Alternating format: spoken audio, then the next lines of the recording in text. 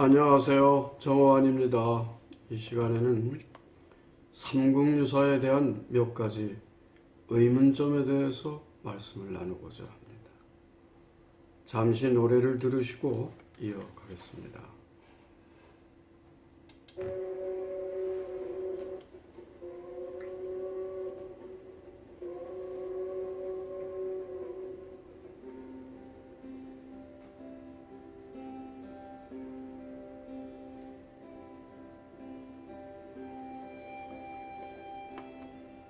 우리의 역사를 찾아서 삼국유사에 몇 가지 의문을 찾았습니다.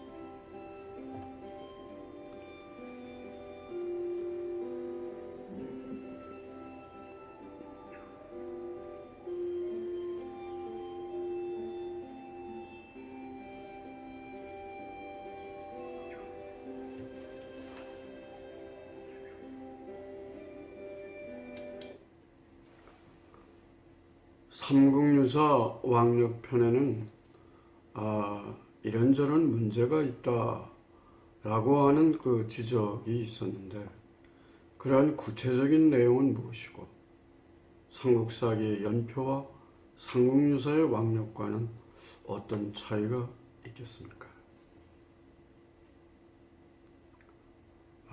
삼국유사의 왕력편을 보면은 삼국사기의 연표와 크게 다르지를 않습니다. 역사 기술의 그 출발 시점이 신라시조 효것의 기원전 57년에 그런 기점을 삼은 것입니다. 그런데 삼국유사의 본문이라고 할 수 있는 고조선과 부여사 약 2000년에 그러한 그 역사가 왕력에는 없다는 것이죠. 이게 바로 구체적인 그 문제점의 핵심입니다. 삼국사의 연표와 삼국유사의 왕력에는 다른 것이 무엇이 있는가? 라고 이제 질문하셨는데, 거의가 같은데, 삼국유사에는 중국과 신라 고구려 백제, 후 고구려 후백제 말고 가락국기가 더 들어가 있다는 점입니다. 이렇게 2000년의 역사가 왕력에 실려있지 않은 불균형에 대해서는 어떻게 보면 좋을까? 그런 의문이 있지 않습니까? 아마도 삼국유사의 원고가 완성이 되고 삼국사기 좀 더 거슬러 중국의 사마천의 사기와 같은 그런 수준의 형식적인 역사서로서의 틀을 맞추려고 후대에 끼워 넣었던 것은 아닐까? 아니면 아예 그런 그 고조선이나 부여사 같은 상고사를 부정하는 그런 어떤 사대주의적인 관점에서 아예 왕력편에서 상고사 2000년 부분을 빼버린 것일 수도 있다는 생각이 듭니다. 그래서 저는 2019년 재작년에 깊도 삼국유사의 그 책을 간행한 일이 있는데, 물론 정보판이죠. 그 왕력편을 뺐습니다. 앞으로 다시 개정 정보를 한다면 왕력편에다가 이런 고조선이나 부여사 부분을 넣어서 그렇게 아마 개정판을 내야 되지 않겠는가 생각하고 있습니다. 다음으로 이런 선사의 비문 보각국전 비명을 보면은 삼국유사 저술에 대한 기록이 없습니다. 어디에서 이런 선사가 삼국유사를 지었다는 것을 알 수 있을까요? 네, 그 답은 명확합니다. 삼국유사 권호 신주편 첫머리 부분을 보면 국전조계종, 가지사나 인각사, 주지 원경 충조 대선사 일현찬이라는 기록이 그 명확한 증거라고 할 수 있습니다. 여기 그림을 보시면은 바로 이 비문에는 보각국전 비문에는 상국유사에 관한 그런 기록이 없습니다. 근데 이제 이 옆에 있는 상국유사와 관련한 이런 고조선에서 시작하는 이러한 상국유사의 그 권오 신주편 첫머리에 나온다는 말씀입니다. 그럼 무엇 때문에 상국유사 권오 첫머리에만 이현선사라는 찬술자의 이름이 나왔을까요? 그래서 몇 가지 그런 견해들이 있습니다. 육당 최남 선생의 견해를 보면은 아마도 처음에는 그 관마덕 찬술자 이름이 있었을 것이다. 근데 뒤로 오면서 상국유사를 다시 간행하고 다시 말하면 중간을 하면서 찬술자의 이름이 맞았지 않았을까. 권오 신주편 첫머리에만 남아있다는 것이죠. 또 다른 견해로는 상국유사라는 서책이 일현선사 혼자서 한 게 아니고 그의 제자였던 선사의 문화생들이 함께 이루어낸 서책이 아닐까. 그 보기로서 말하자면 왕역편 곧 역대 연표를 들 수 있다. 또 다른 견해로서는 보각국전 비명에서는 일현선사의 상국유사 찬술 사실을 알 수가 없습니다.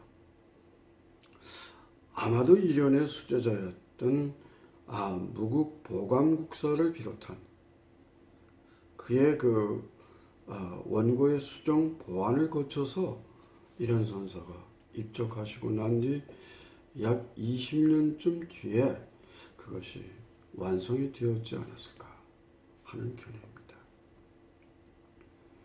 다음으로 그럼 무국을 비롯한 그 제자 중에서 특히 무국은 어떤 분이며 왜 자신의 이름을 상국유사 가운데 밝혀놓았을까요? 무국은 일현선사의 법통을 이은 수제자였습니다. 보감국사 혼구라고 합니다. 승려가 되기 전에 원 이름은 혼구였고 본 이름은 말글경자 옥돌분자 청분이었습니다. 해서인지 그의 승려의 법명도 청분으로 썼습니다. 그의 스승이었던 일현선사가 입적하기 그때 무렵에 무국은 운문사 주지로 5년간 있으면서 일현선사가 입적했은 그 당시에 그 일현선사의 행적을 정리해서 이른바 행장이죠. 평생에 어떤 그 삶을 살았는가에 대한 기록이죠. 를 만들어서 조정에 올려가지고 그래서 왕명으로 당대에 가장 그 명망이 높았던 문장가였던 민지 선생이 비문을 다시 찬술했습니다.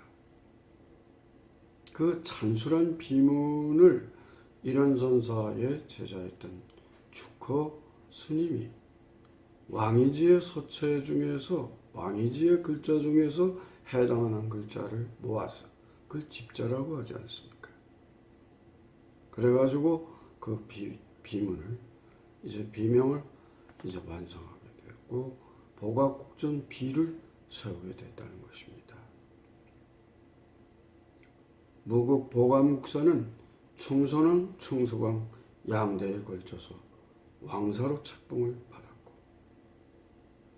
충수광 시절에는 개경 광명사에 머물다가 밀양의 영원사로 옮겨서 주석을 하고 계시다가 이어서 충성왕 7년 1422년에 대구 팔공산 서남쪽에 자리한 그 송림사에 와 계시다가 한 달 만에 입적을 했습니다. 입적을 한 뒤에 보감국사라는 시호를 추중받았고 그의 부도탑은 묘웅이라고 했고 그 비문은 익제난고를 쓰셨던 이재현 선생이 찬술한 것으로 되어 있습니다. 며칠 전에 그 팔공산 서남쪽에 자리한 송림사를 찾아서 무국 보감국사에 부도탑이 있을까 해서 갔었습니다. 근데 거기에는 그러한 부도탑이 있지 않고 아마 밀양에 영원사에 있지 않나 하는 그런 말씀을 듣고 돌아왔습니다.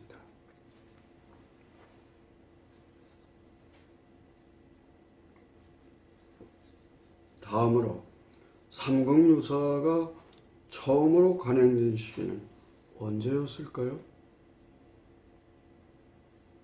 정확하게 알 수가 없습니다. 다만 고려조 공민왕 10년 1361년에 만들어진 경주사 수호장 행한 서문을 보면은 삼국유사에 실려 있는 신라시조인 혁거세왕 부분의 일부가 인용된 것으로 봐서 아마 적어도 고려시대에 삼국유사가 간행되었지 않았겠는가. 아니면 필사본을 통해서 삼국유사의 존재를 확인할 수 있었을 것입니다. 말하자면 삼국유사 안에는 언제 이 책을 간행했다는 간행에 대한 기록, 줄여서 간기가 없기 때문에 잘 알 수가 없는 것이죠. 정확한 연대를 말이죠. 끝으로 무국이 삼국유사에 자신의 이름을 밝힌 이유는 무엇일까요? 이제 말하자면 삼국유사 탑상편 전후 소장사리의 끝부분에 무국이 기라고 적혀 있고 의회편 관동풍악 발현수 석기의 끝에 무국기라고 하는 기록으로 지금 말씀을 하신 것 같은데, 이거 말하자면은 무국 자신이 지은 글은 자신의 이름을 밝힘으로써 나머지는 이런 선사 그의 스승이 지었다라고 하는 것을 명시적으로 밝히고자 함의 그 뜻이 있지 않을까, 그런 생각이 듭니다.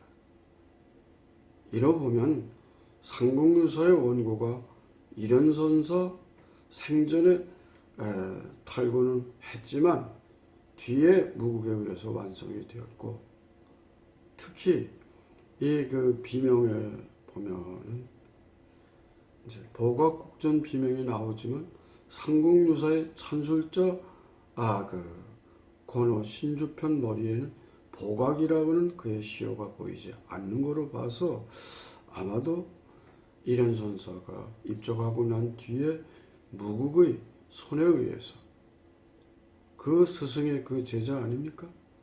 그 무국의 손에 의해서 원고가 완성되었지 않았을까, 그런 가늠을 해보는 것입니다. There are several questions about the 삼국유사. The most prominent thing is that the beginning of the historical description of the 삼국유사 왕력 and the 연표 of 삼국사기 is the same. If so, there is no need to write the 삼국유사 because 고조선, which is the main point of the 삼국유사, is different from the time of the 왕력. There is a difference about 2000 years. I think there is a task to reveal causality in the future. 여러분 두루 건강하고 행복하십시오.